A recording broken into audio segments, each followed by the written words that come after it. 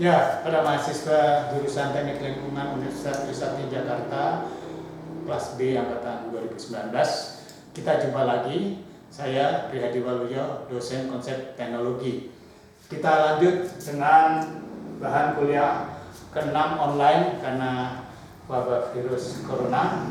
Nah, judul kali ini adalah mengenai pengambilan keputusan karena secara kuantitatif, jadi kita memerlukan papan tulis.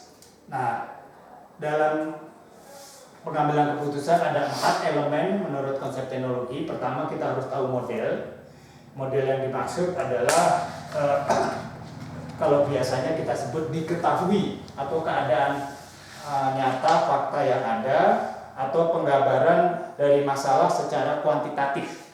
Kemudian kriteria adalah tujuan yang ingin dicapai atau biasa kalau sudah diketahui kan ditanya dalam pembuatan soal. Kemudian setelah itu kan jawab. Nah, untuk menjawab pertanyaan kita berhadapan kepada kendala, pembatas atau constraint. Ya, inilah yang.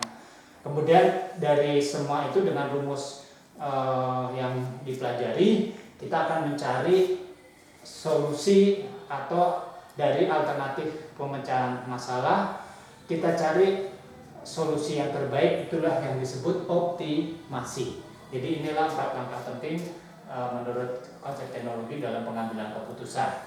Nah, contohnya adalah satu model penggunaan bahan bakar minyak atau BBM. Ada studi bahwa kalau sumbu datarnya kecepatan dalam kilometer per jam, kemudian pemakaian BBM dalam kilometer per liter, maka ditemukan bahwa pada kecepatan 60 km per jam, ini kendaraan paling irit dalam BBM. Nah, tentu tergantung setelah modelnya ini kriterianya apa. Kalau sudah tidak sabar ingin ketemu si doi, maka tujuannya menjadi mencapai tujuan secepat-cepatnya di tempat, berarti sudah tidak memperhatikan irit atau tidak, mau boros BBM tidak masalah. Tapi kalau kriterianya adalah kita ingin irit bahan bakar, tentu kecepatan yang 60.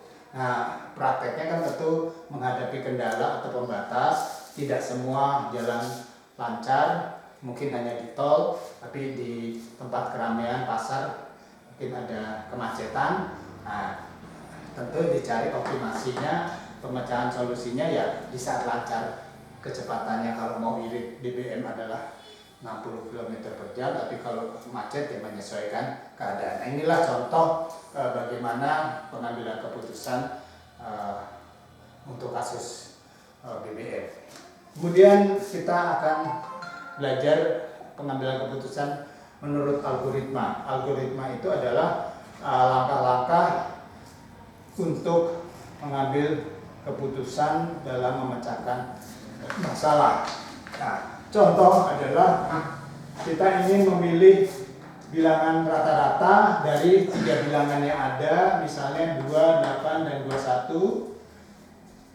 Tentunya masing-masing kalau untuk mendapatkan nilai rata-rata kita mempunyai rumus bahwa X rata-rata adalah pembagian antara jumlah XI, X1, X2, X3 dibagi N, ya, jadi X1 plus X2 plus X3 bagi 3. Jadi 2, 8 tambah 21, 27 bagi 3, 9. Nah, jadi bagaimana menerjemahkan dalam algoritma atau bahasa komputer? Pertama, tentu komputer diminta menghitung banyaknya bilangan. Ulangi, jumlah bilangan dulu. Jumlah bilangannya 2 tambah 8 tambah 21, tentunya 27. Kemudian komputer disuruh bagi 3, nah tidak bisa karena dia tidak tahu 3 itu apa. Oleh karena itu harus ada langkah menghitung banyaknya bilangan supaya komputer bisa membagi. Nah, ternyata banyaknya bilangan 1, 2, 3. Baru hasil 1 dibagi hasil 2, 27 bagi 3 adalah 9. Itulah contoh algoritma untuk mencari bilangan rata-rata. Sekarang bagaimana algoritma mencari bilangan terbesar? Ada 13, 47, 1, 3, 3. Nah, kita tahu langsung kan yang terbesar 47, tapi komputer bagaimana bisa mencari? Nah, salah satu adalah pertama bandingkan sepasang angka 13 versi 47 dan seterusnya. Yang kedua, kita bandingkan kalau sudah ketemu sepasang, pilih yang terbesar, ya. Pilih terbesar, kalau itu diminta pilih bilangan terbesar. Maka ketemu 47, dibandingkan lagi pada angka lain, akhirnya kita akan ketemu bahwa angka terbesar adalah 47. Itu adalah contoh bilangan terbesar. Yang terkecil tinggal kebalikannya.